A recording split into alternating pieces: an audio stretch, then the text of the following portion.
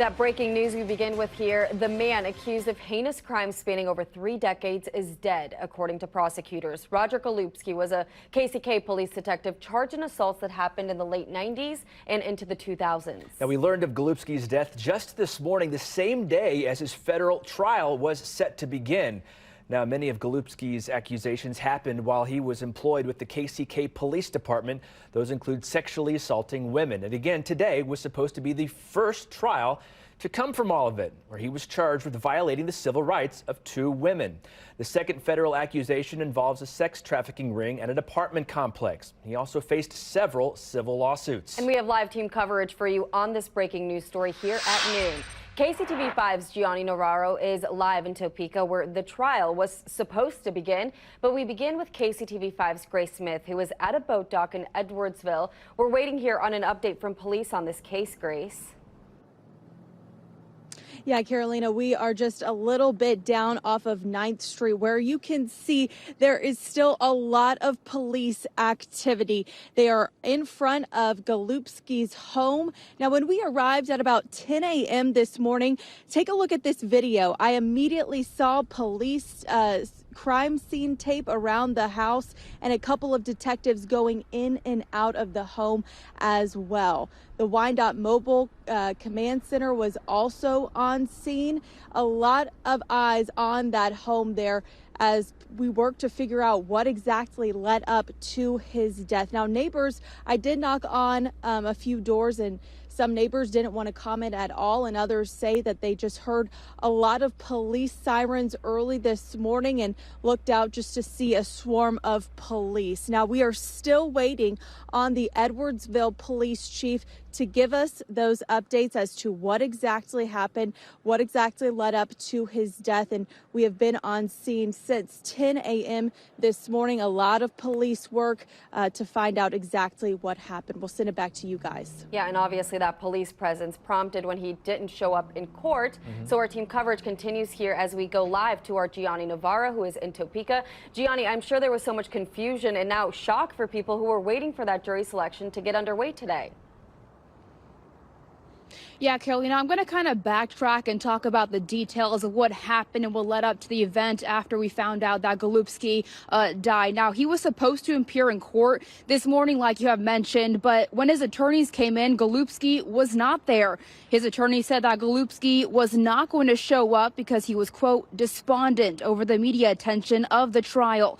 That's when the judge issued a warrant for his arrest and expected him to be brought to court. Jury selection was supposed to reconvene this afternoon, but instead court reconvened about 2 hours later. It was then his attorney that told the court that Golubski was dead. Several people have been watching the case. They came up to the federal courthouse this morning to call for justice, holding signs and demanding that was brought. I was able to catch up with an attorney who was representing Lamont McIntyre, a man who was wrongfully convicted of murder and blamed Golubski for setting him up. This is what she had to say about hearing Golubski died by suicide. People who were a part of this case or maybe not a part of this case for reasons of their own, but they've all waited for years for justice, and they have now been deprived of that opportunity. And I think everyone, the community at large, and certainly all of them, deserve a full investigation, an explanation of what happened, how it happened, and why it happened. This was obviously shocking news for many people. We will, of course, keep on this case and report all day on what's happening. For now, live in Topeka, Gianni Navarro, KCTV5 News. Yeah, I mean, this is just a turn of events that we didn't expect today. You know, we talk about this trial getting underway for people and people wanting justice, and the last thing you expect is the person who's going to be going on trial to die. Exactly. Now, I just want to walk you through some of the history here. Back in 1986 is when Golubski became a detective with the KCK Police Department. In 1994, Lamont McIntyre was convicted for a murder that he didn't commit. Golubski investigated that case. Back in the 1980s, McIntyre's mother alleges that Golubski sexually assaulted her and harassed her for weeks, and that her son's arrest was in retaliation. In 2010, Golubski retired from the KCK Police Department.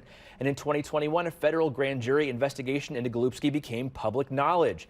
Then in 2022, Golubski was indicted and arrested by the FBI. And among the witnesses scheduled to testify in this trial, expected to start today, was Ophelia Williams right there. She says that it took her a long time to share her story after being repeatedly raped. She says she told Golubski she was going to call the police. And this is her back in May recounting her experience. He said, I am the police. And if I said something, what he would do, it would be a long time before anybody found me. Williams says she still has bad dreams about the encounters. Now we're going to continue to bring you breaking updates as we learn more on this case. For immediate updates, we will push you notifications straight to your cell phone from the KCTV5 News app.